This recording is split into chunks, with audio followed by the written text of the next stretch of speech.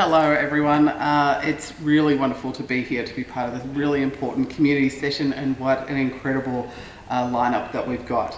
It's wonderful to be here in Meanjin, and I pay my respects to the Turrbal and Yagara elders past and present. And how wonderful is it next door to see the Indigenous Peoples Conference going on. There's pretty long, loud, strong voices happening in there about calling for dual elimination of inequity and elimination of hepatitis B, C and HIV. So I'm here today to share some thoughts about the national policy context of hepatitis B and hepatitis C. So first, I'm going to talk about what are these national strategies and why do they matter so much. So why care about national policy? So the national strategies set out the framework for what we as a country are going to do to respond and work for affected communities with hepatitis B and hepatitis C, and how we're going to do it. So it sets goals, it sets actions, it sets targets, it sets priorities, and it provides transparency and it creates accountability to affected communities about what state, territory, federal governments, and also all actors in the national response will do. They run until 2030. The elimination deadline, and they provide mechanisms for review, including a midpoint review. So these will be our last national strategies until we hit our elimination goal. So where are we in the process? So there's 5 national strategies. There's an Aboriginal and Torres Strait Islander strategy, there's a Hep B strategy, there's a Hep C strategy, there's an HIV strategy, and there's an STI strategy. So I'm going to share some reflections on the B and the C strategy. So in terms of the process, it's been ongoing for many years. There's been multiple processes through the Blood-Borne Virus Standing Committee, a national consensus-based target process, a targeted consultation process last year, and the Commonwealth's also run this year a public consultation process that finished 3 weeks ago. And I understand there's been over 50 submissions made to the Commonwealth on those strategies, which is wonderful news. Thank you all for your participation in that. It's really important that we demonstrate support of the space to the response. And while the public consultation is closed, you can see still the copies of the strategies on the Hepatitis Australia website. So from here, it's really in the hands of the Commonwealth in terms of stewardship to finalise the national strategies. And they've committed to by the end of 2023. And this is a huge piece of work. There's lots more work to do after they get out in the public domain, but perhaps we can come to that later. Could be a session perhaps for the next conference about the so whats now that they're out. So I'd just like to share some reflections though on the national policy work. One is that it's really important that we don't take anything for granted in it. I was at meetings as late as the 27th of March this year, still prosecuting arguments about the need for both a hepatitis B and a hepatitis C strategy to even exist in the national response, let alone have them be born. So today's the 21st of July, there's a huge amount of work still to do. It's got to be signed off by ministers, all Australian health ministers, and it's got to get out in the public domain. So we've got a real collective advocacy moment here with us to make sure that these strategies land in our inboxes, hopefully, as a nice New Year's present. So just a reflection on what happens when we don't have policy frameworks in place. So people miss out on services, we lose momentum, we lose resources, and we really just had a scenario play out at the last federal budget in May this year about resources, ongoing resources not being allocated because the national policy framework wasn't in place. So I'm going to share now some reflections on what's different about these national strategies to the previous or the current ones. So they stand proudly on the shoulders of years and years of work, and many people who are in this room as well who did lots of work to develop those strategies. And there are many people who are very sick, and there are many people who have died, people who didn't get access to timely prevention, treatment, harm reduction, early diagnosis. And they're grounded in deep advocacy and people working together to fight against stigma and discrimination and fight for elimination, rights, resources, self-determination for priority populations.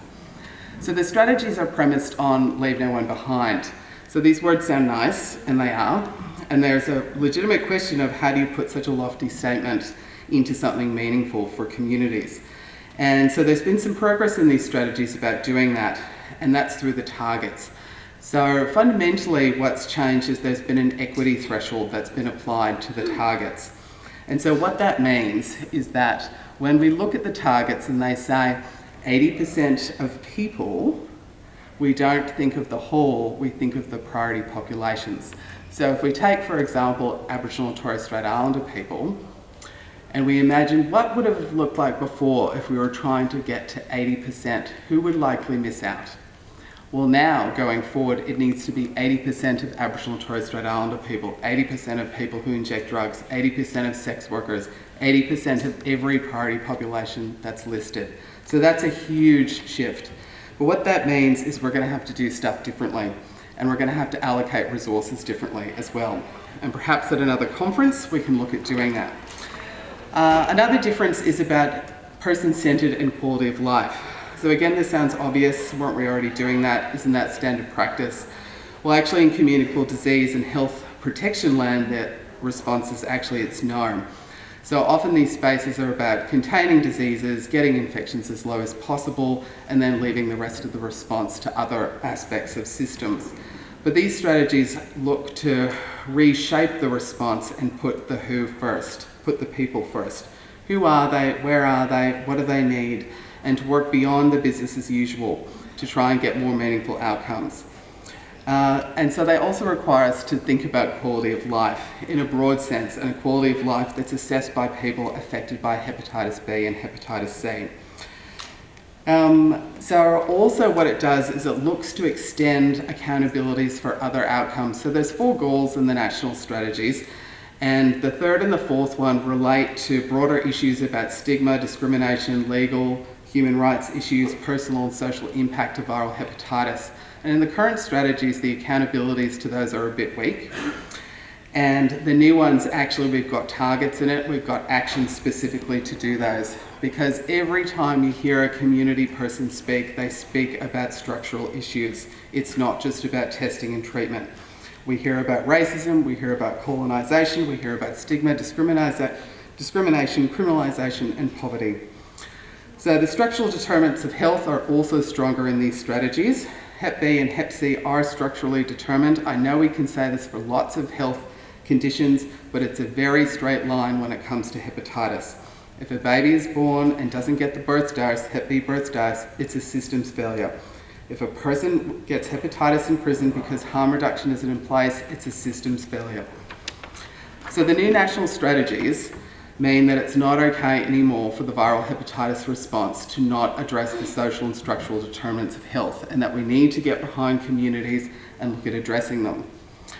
And what we all know already in here is that we've got lots of systems that don't work, but what's important in here is we've got a shift in a narrative. So some of this language about the individual didn't use a sterile syringe, the individual shared an unsterile syringe. There's a stronger focus on the system didn't enable the person to act as the person may want to. So this is a real strength in this. So I think also what's really important is the strategies put us all on notice. And they put us on notice about change, because they essentially say that the business as usual isn't going to cut it, and it means change for all actors in the response. So just yesterday, Hepatitis Australia convened a workshop to think about these national strategies and to reflect on what might it mean for us, how might we need to change in the national response. And in this, I encourage all actors in the response to also go through this reflective process, because the closer we get to our goals, the harder it's going to get. Treating the first 10% is easy, the last 10% is very hard. But it does mean we need to build in reflective and change management processes. We need to create space and share resources and share power. The other key thing is community leadership in the strategies. It's much stronger in these strategies, and it positions community in all aspects of the response. So previously, community was a bit relegated to health promotion, and now it's in all aspects. It's in research, it's in surveillance, it's in clinical care, it's in monitoring, it's throughout the entire response. And if we take, for example, research, what might this mean in terms of going forward? So it might mean that going forward it's not okay to ask communities to stump up in kind, that resources might need to be allocated to community to do the research projects. and also that community would be at the beginning in terms of the priority setting for the research projects themselves. So I'd encourage everybody here to think about your patch. What's your patch and what's some things in it that you could do a bit differently? And in closing, I just want to flag a few more things in here that's going to be part of our cool collective change management process. So the National Hep B strategy is much, much stronger. The current one, I have to say, is a bit wishy-washy even on a commitment to elimination. This one's strong and firm in its commitment to that.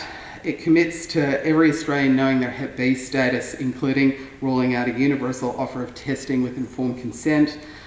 It commits to finding and preparing health, social and legal systems for a cure, and critically to establishing and resourcing a hepatitis B specific community workforce. National Hepatitis C strategy is also stronger. The first action in it commits to implementing needle and syringe programs in prisons. Now, before people kind of say yes, but that's all a bit hard,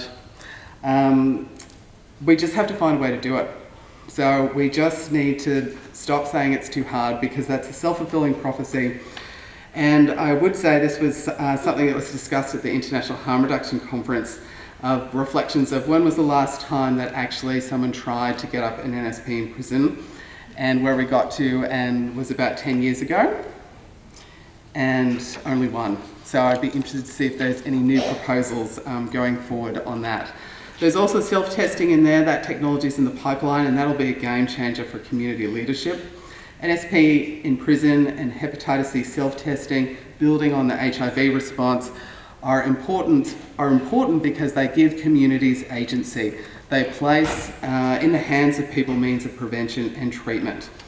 So the strategies also go into more detail about communities, spelling out, being more specific, and it also talks about people over their life course. So it acknowledges that people who are living with hepatitis C still exist and still matter post-cure, and that discrimination still exists, and so do risk for cancer. So in closing, fundamentally, this strategy and these strategies are about change. And change can be hard, but change can be great. But change has to be planned for, and it has to be acknowledged. So I just wanted to put this out there for everyone to start thinking about how might we be the amazing change makers we can all be. And to support that, what's also critical is government coming to the table to ensure that these national strategies are accompanied by funding to be able to be implemented. And in a final note, I'd just like to comment about, is it the cascades of care or is it human rights?